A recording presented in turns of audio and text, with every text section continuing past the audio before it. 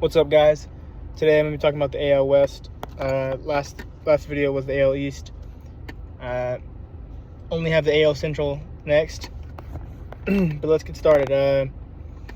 AL West, man, it's been disappointing. The Mariners were like the highest odds to win the division. And probably, I think they were one of the highest odds to win the American League at the start of the year. They got off to a pretty slow start. Cal has been pretty disappointing, especially if you're expecting him to repeat what he did last year. Julio has been pretty good, especially being a notorious slow starter. He's been pretty solid. And then if he has the second half that he normally has, he's going to...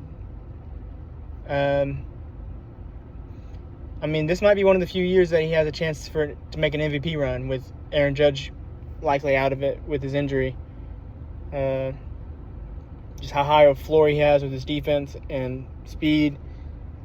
If he can really have a great offensive season, I think he could maybe steal one in, what would be considered Judge's prime. But the Mariners as a whole, my man Brendan Donovan has missed quite a bit of time with injury. Naylor got off to a really slow start, and they've had some pitching drama.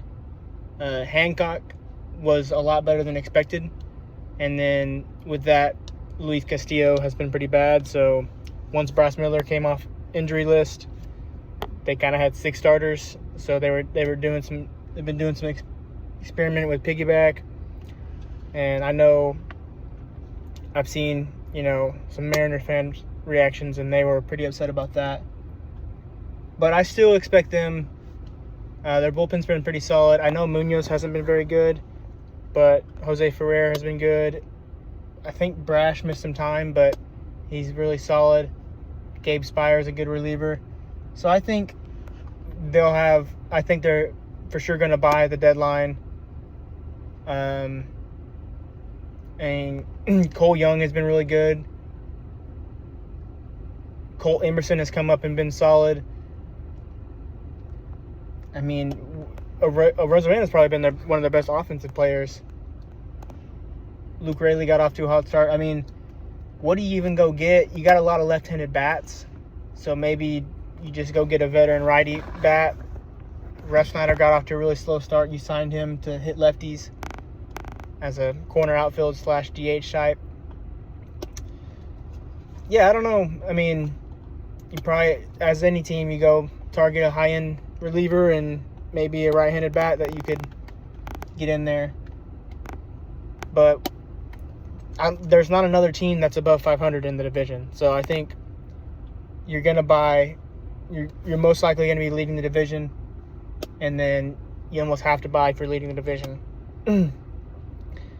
Comes to the Rangers, it's kind of been the same story as the last couple years. The offense is just not there. And now it's Seager struggling. Some other guys have stepped up, but like Ezekiel Duran and Josh Young. But you really need Seager to play like the player that you're paying $30 million to. Their pitching has been really good. I think they could use another arm. Their bullpen's been really solid. Jacob Lass has been really good. They don't have a whole lot of big names in their bullpen, but they've been really solid production-wise. Leiter's he's had some ups and downs. A little less confident in Rocker, but DeGrom, Gore, Evaldi, and then that's a really solid 1-2-3 in the playoffs. If you could get a little bit more consistency out of your 4 and 5 starters, so maybe they go and do like they did last year and go acquire a back-end starter like Merrill Kelly. I expect them to be aggressive at the deadline. I think they're really pushing the chips in on this window with this group. And then I think this might be one of the last, maybe this year or next year, where they kind of go for it. And if not, they might start trying to tear things down. They got their championship, so, I know fans don't like to hear it, but, you're kind of allowed to a grace period after that. But they've been disappointing as a whole, especially how good the pitching staff has been. It's just you got to have more offense. Angels have been the worst team in the league. I don't think there's anything really to talk about with the Angels. I mean, yeah, you could probably look to trade Jo Adell, Reed Detmers, maybe Jose Serrano. There's guys that have value, but until Artie Moreno's out of there, there's just not much hope in being an Angel fan.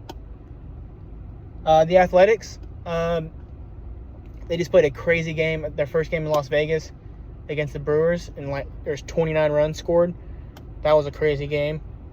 They need more pitching. I think that's kind of understood, but been really impressed with, how solid their offense has been with Brent Rooker and Lawrence Butler being below average, considerably below average. But they got some guys that they brought up. Henry Bolte, what's that? Is it Clark? Oh, I can't remember his name. The other outfielder, the right-handed hitting outfielder. You got Jake Geloff, Max Muncy, Wilson Smith some time. I think they could do a soft sell, but because they're probably going to be around, they're probably going to be hovering around 500, a couple games under, and you could probably convince yourself with how bad the AL is. But I think a soft sell, sell some complimentary pieces. I didn't even mention Carlos Cortez. He's been a solid bat for them. You could probably make a deal for Luis Severino. I just don't think they have the pitching to match up with anybody in a playoff series. You can go win a wild card series if you score 7 runs a game because that offense is really good, but you can't really rely on. You're gonna have to win a lot of games 7-5. So I don't think that instills a lot of confidence in the front office. Buying at the deadline. Last team. Who was the last team? Astros. Astros have been so disappointing. Their offense has been one of the better offenses in the league. I'm very interested in what they do because they don't have a good farm system, so I really hope they sell. I hope they have a bad next couple months so they're more incentivized to sell. I think you're kind of stuck with the Carlos Correa and Jose Altuve deal. Hunter Brown has, I think, 3 more years of control, so I don't think he'd be on the market. You could get a huge haul for him.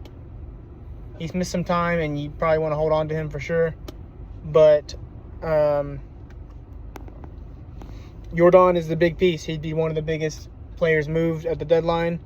If he was available, there'd be a ton of teams looking to acquire him. Jeremy Pena, Josh Hader. I think Brian Abreu for sure is going to get moved. He's in his last year of his team control. So I think they're going to be listening to a lot of different offers. Maybe Isaac Paredes. And then you got to think even how many more years of Yainer Diaz. I think at least 2 more after this. But there's a lot of different deals that you could look at, and your timeline, especially with I know teams will do this, but looking at the division, it might be the Mariners division for the next couple years. So you might just sell big and then look to get back in 28. That sounds weird, and I don't know how realistic that is, but I would think as a front office you're not gonna you're gonna sell it in for the next couple of years, but hey, we don't have the best odds the next couple of years, and we really have a bad farm system. We got some Asian guys. Christian Walker I didn't even mention. Spencer Arrighetti has pitched really well. You could probably capitalize on his value. I really think the Astros need to sell, and if you're gonna sell, I think you need to sell big because there's quite a few guys that have way more value for other teams than your team the next year and a half, 2 years. And I know Yordan has at least 2 more years after this. I think 3, because I think they're team options. But that's my AL West. It's kind of tricky because, like I said, the AL is so bad. But I really think the AL West has been really disappointing, and I think all but the Rangers and the Mariners should sell, and probably sell big, especially the Astros and the Angels, but very unlikely that the Angels do. But thanks for watching. Y'all guys have a great day.